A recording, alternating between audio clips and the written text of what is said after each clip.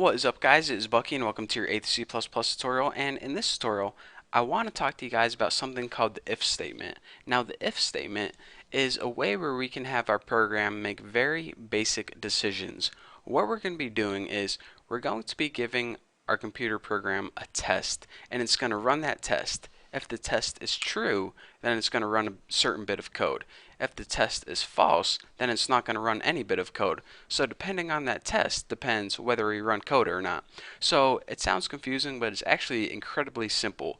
So let me go ahead and I'll show you the syntax for if statement right now. The syntax to make an if statement is if. You just go ahead and type the word f and then go ahead and add parentheses. Now inside our parentheses is where we're going to be making our test. Now after those parentheses, go ahead and add curly braces. Now this is called the body of the if statement, and now here is where we write the code to run if the test is true. So let's go ahead and make a simple bit of code. Let's go ahead and just write like cout Bucky is awesome. So if our test is true, it's going to print out Bucky is awesome on the screen. If the test is false, it's not going to print out anything. So let's go ahead and let me talk to you guys about the different types of tests. The first test I want to show you guys is the greater than test. And this simply tests if one value is greater than another value. So if 5 is greater than 3, go ahead and run this code. So 5 is indeed greater than 3. So this is true. So whenever we build and run this, it's going to say Bucky is awesome. Pretty cool, huh? So now let's go ahead and make something like is 1 greater than 3?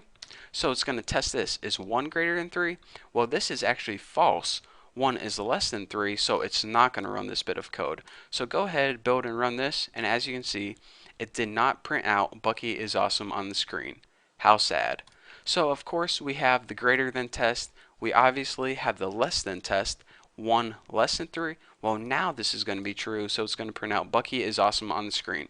So let's go ahead and run this, and indeed it prints out Bucky is awesome. So aside from greater than and less than, we also have these two tests, greater than or equals to. So whenever we tested whether 3 is greater than 3, this test is going to be false because 3 is not greater than 3. 3 is actually equal to 3. Well, if we want to test if 3 is greater than or equal to 3, we use greater than with the equal sign after it. So now whenever we run it, is 3 greater than or equal to 3? Yes, 3 is equal to 3. So it printed out Bucky is awesome. So aside from that, we also have the less than or equal to. So if, is 1 less than or equal to 3? Yes, 1 is less than 3, so it's going to print out Bucky is awesome. So again, what I want to show you guys is that you have greater than, less than, greater than or equals to, and less than or equals to. So now those are called the relational operators. We also have two more tests that we can do, and these are called the equality operators. This is a really simple test. It tests whether one value is equal to another value or if one value is not equal to another value. So in order to do this, go ahead and write is 3 equal to 3. And you might be thinking, alright, why don't I just use one equal sign? Why didn't they make it that way?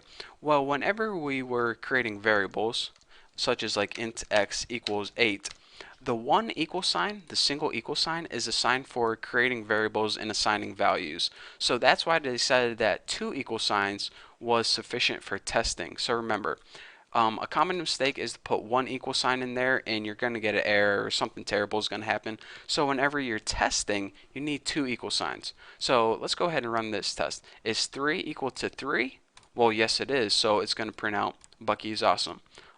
Give it another test, like is 7 equal to 3?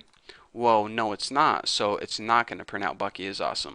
So that is one test. It's called the equal sign, or equal to test.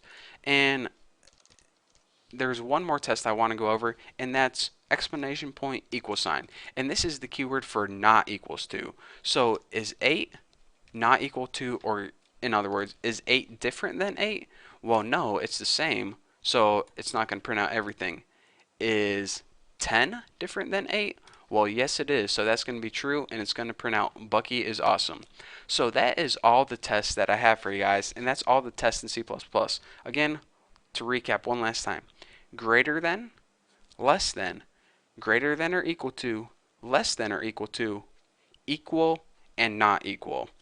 So now that we know all those tests, I probably should tell you guys this. People typically don't, and by people I mean computer programmers typically don't just test two numbers against each other. They usually have variables that they test against each other, like int a equals 98, int b equals 76, and then they test something like, is a greater than b? Well, if we go ahead and run this, 98 is indeed greater than 76, so of course that's true. It's going to print out Bucky is awesome. And aside from that, you either have two variables to test, or you have a variable and a value, like is 98 greater than 5, something like that. We can actually mix variables with values, and that would be true as well. So again, you can either have two values in here, two variables, or a variable on one side and value on another side. Pretty cool, huh? So that's the basics of, again, relational operators are the greater than and less than one, and equality operators are the equals equals and exclamation point equals. So now that we know how to make a basic if statement, again to recap one last time, if your test and then the body, and it's going to run the test, and if that code is true, it's going to run the body. That's the basics of an if statement. Now that we understand that, we can begin enhancing our programs a little bit more. So in our next tutorial, what I'm going to be doing is I'm going to be having the user enter two numbers, and we are going to be comparing those numbers, and depending on what numbers they entered, run a certain bit of code. So now, as you can see, we're just building and building to our knowledge of C++ to make better and better programs. So don't skip over if statements, because it's a huge part of C++.